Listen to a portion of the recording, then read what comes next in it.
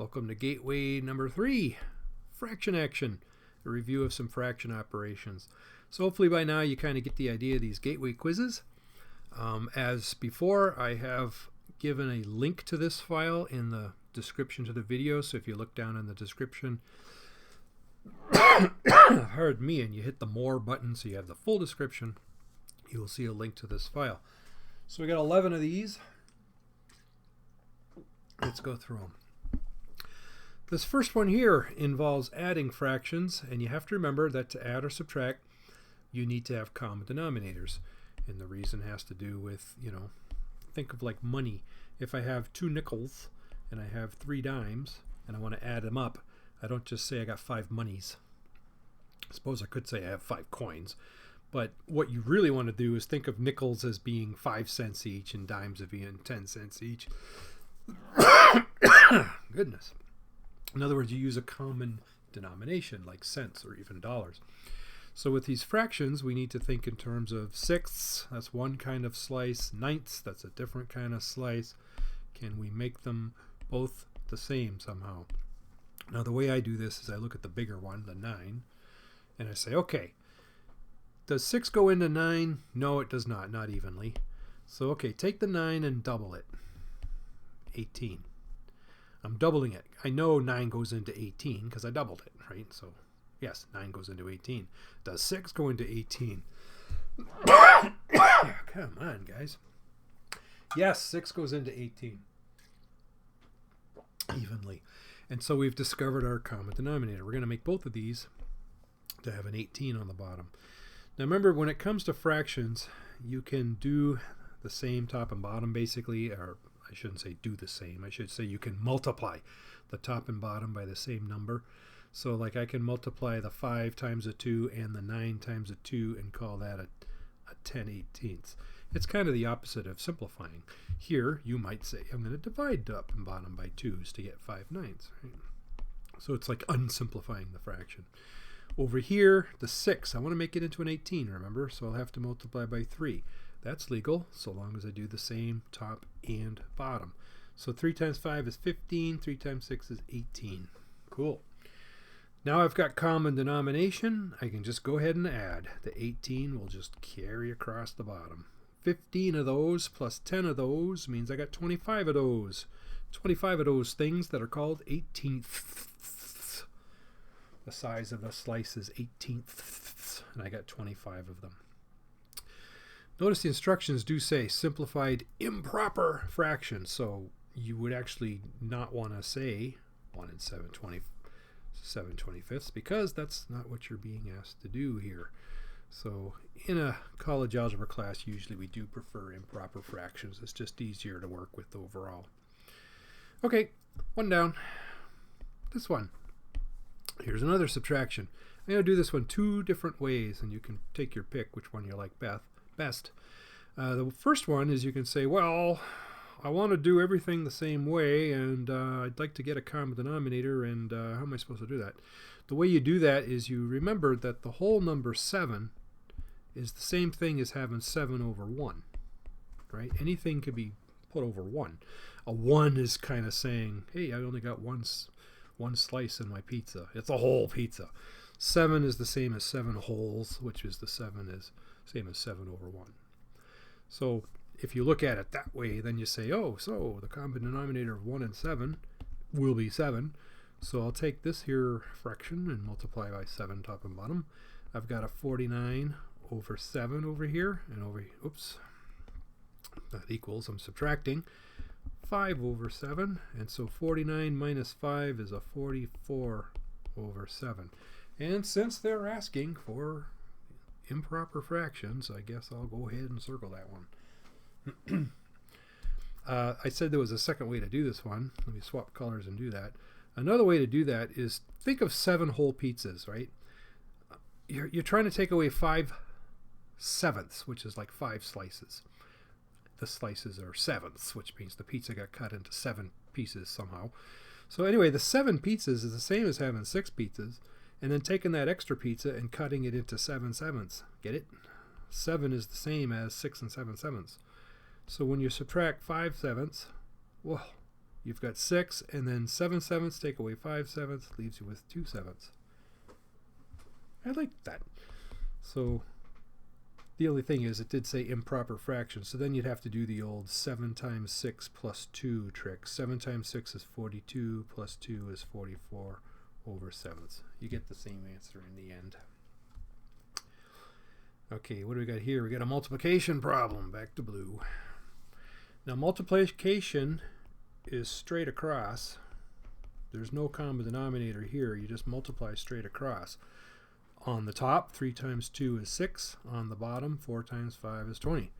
So actually the answer is 6 over 20, except I should reduce.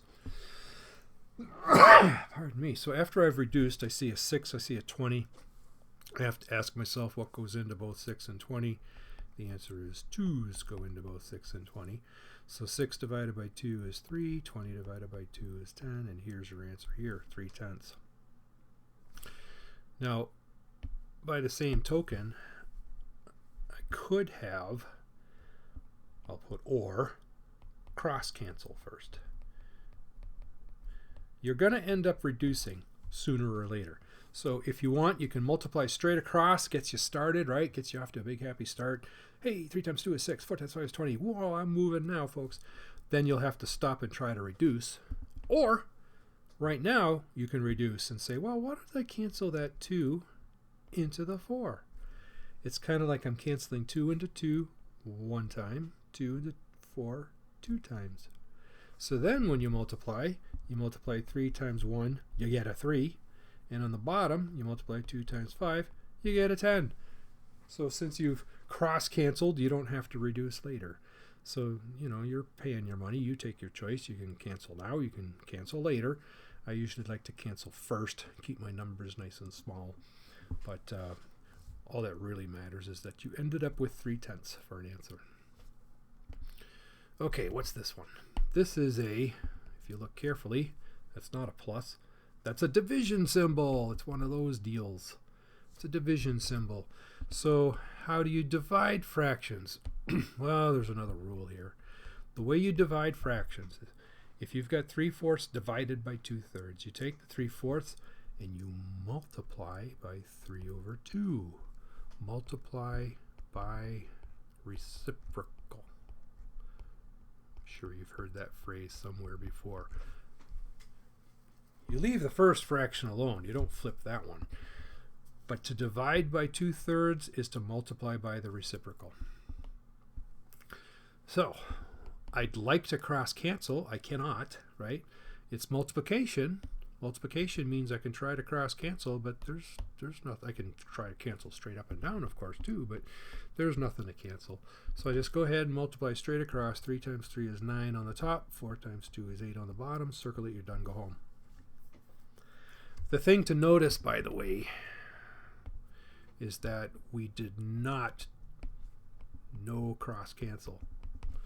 We did not cross cancel as a first step here. Why not? Because it wasn't a multiplication. Cross canceling first only works. Pardon me, neighbors, creepers. Only works when multiplying. So I'm going to emphasize that here by saying multiplication only. What did I do? Okay, so let's keep moving. Oh, we got mixed numbers. Okay, when you got mixed numbers, you pretty much got to do this. You got to make improper first. First thing you do is make them improper fractions. So remember this drill? We've actually seen it already in this set. So you go 5 times 2 is 10, plus 2 is 12. That's a 12/5. Multiplying what here? Well, 3 times 3 is 9, plus 1 is 10. So that's a 10/3. Here's the part where you try to cross cancel. It is multiplication, so yes, it's good to try. And in fact, we're going to succeed. Look, 5 goes into 10 twice. 3 goes into 12 4 times. What we got is 4 times 2 is 8 on top. 1 times 1 is 1 on the bottom. And really, that's just 8. Fun, right? Cool. Similar stuff here. 5 times 4 is 20 plus 4. So that's a 24 over 5. That says divided by. And then 5 times 1 is 5 plus 1 is 6. Divided by 6/5. Now the proper time to try cross-canceling is when it says multiply. It doesn't say multiply. So remember, to divide, you're supposed to change it to multiplying by reciprocal. So I took that 6/5 and flipped it over. Cool. Now's the time to try cross-canceling, and lo and behold, 5 goes into 5 once. 6 goes into 6 once, and into 24 4 times. Look at that. 4 times 1 is 4 on top. 1 times 1 is 1 on the bottom. 4 over 1 is, of course, the same as 4. So with mixed numbers, make them improper first, and then follow all the usual rules. Now, this is an interesting problem because I can do this different ways, really. I could, if I wanted to, distribute first, or maybe I don't want to. Maybe what I'll do is I'll follow the old order of operations thing. Remember the old do what's in parentheses first stuff? Yeah, let's do it that way. Again, it doesn't particularly matter which way you do it, but I'll just leave that 3 out front for now. It's going to multiply later. Now inside, in order to subtract these two things, I need a common denominator. So play that game again. So I got a 5. That's my bigger one. Does 4 go into 5? No. Double the 5, 10. Does 4 go into 10? No. Triple the 5, 15. Does 4 go into 15? No. Add 5 again, 20.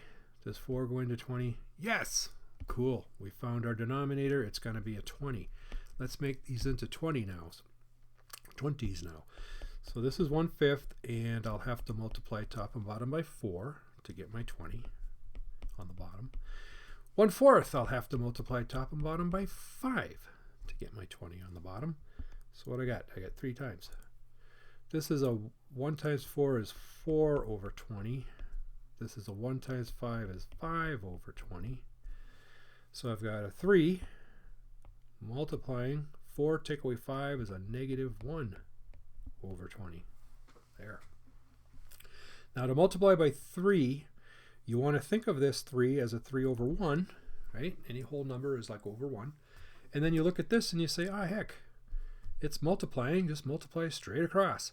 Positive times negative will give you a negative answer. On the top, 3 times 1 is 3. On the bottom, 1 times 20 is 20. There's your answer, -3/20. This one. Let's do the same thing as I did over here. I'm going to take that 1/3, just kind of leave it alone for now. And the first thing I'm going to do is I'm going to get common denominator on the inside. Now that's like a 4 over 1. So really the common denominator, if you look at a 1 and a 4, the common denominator is going to be 4. So that means that my 4 over 1, I'm going to have to multiply by 4 over 4. Then I'll be subtracting the 3/4. I got a 1/3. I got this first fraction becomes, I got a 16 over 4 minus 3/4. So that's 1/3 times 16 take away 3 is 13 over 4.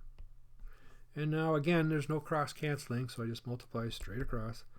1 times 13 is 13. 3 times 4 is 12. There's our answer.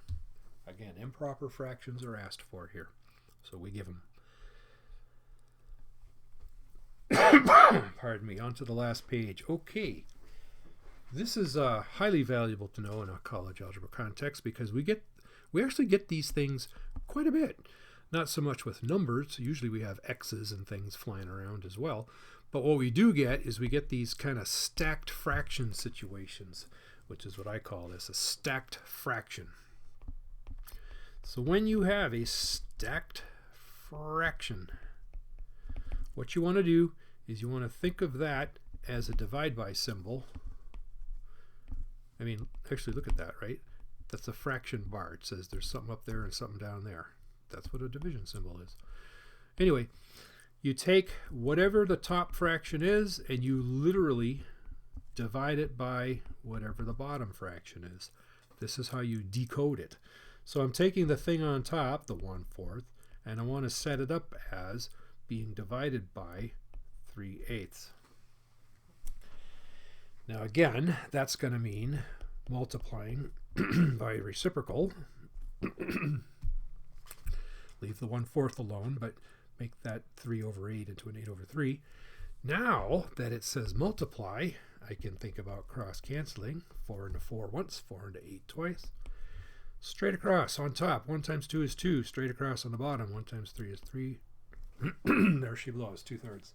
How do you like that? 1/4 divided by 3/8 is the same as 2/3. This one. Kind of the same thing.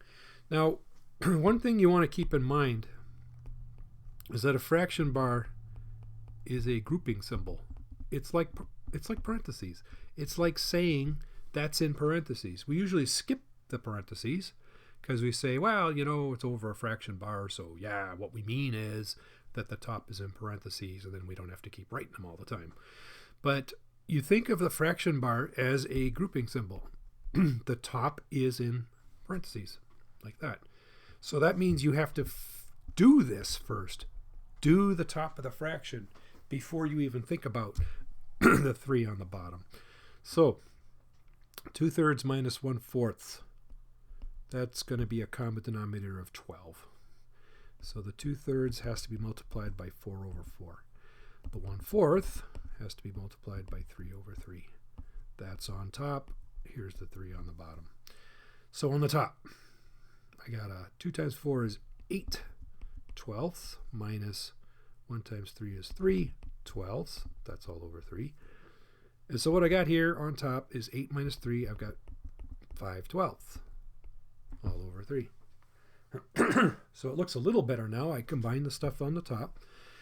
Now, this is the part where you say, oh, stacked fraction. Take the thing that's on the top there, right? This is my big fraction bar. So I take the thing that's on the top of 5/12 and I set it up as dividing by 3. That in turn means multiplying by reciprocal. Nothing's cross-canceling here. 5 times 1 is 5. 12 times 3 is 36. Or she blows 5 over 36. One more if I can keep breathing. Sheesh. Similar to the last one, this should be seen as in parentheses. A fraction bar is a grouping symbol. We usually don't write those parentheses because it just looks hideous and we get lazy, I suppose. But we got to do that first. We got to add the 1/3 and the 1/4 first. So I'm going to put the 6 there just so I don't lose it. And underneath, the common denominator is going to be 12 again. So take of the 1/3 and say, well, that's going to have to get multiplied by 4/4. Take the 1/4 and say, well, that's going to have to get multiplied by 3 over 3. What have I got? 6 on top. What's on the bottom? 1 times 4 is 4 over 12. Plus 1 times 3 is 3 over 12. So what I got is a 6 on top. Adding those two fractions, now we have a common denominator. So 4/12 plus 3/12 gives me 7/12. You know what's next? This is the part where we take what's on top, which is a 6. And that's the big fraction bar, right? So you take what's on top, you divide it by what's on the bottom. In order to do this problem, you take the 6, and I like to make it look like a fraction by putting it over a 1. And to divide by a fraction is to multiply by its reciprocal. I'd love to cancel 6 into 12, but they're both on top. You can't do that. You only cancel top to bottom. Either straight up and down is called reducing or cross-canceling. And again, it has to be multiplying, which it is. But I can't cross-cancel. So I multiply across. 6 times 12 is 72 over 1 times 7 is 7. There it is, 72 over 7. And I believe that's the end. Yes, it is. Hope you're enjoying some of this fraction action. It will be with us the entire term. It really is worth it to sort of just nail it now so you don't have to keep thinking about it over and over and over later going, how do I do this again? How do I do this again? How do I do this again? Just do it now. Get it all figured out and then you'll be happy. That's your path to math happiness. Alrighty.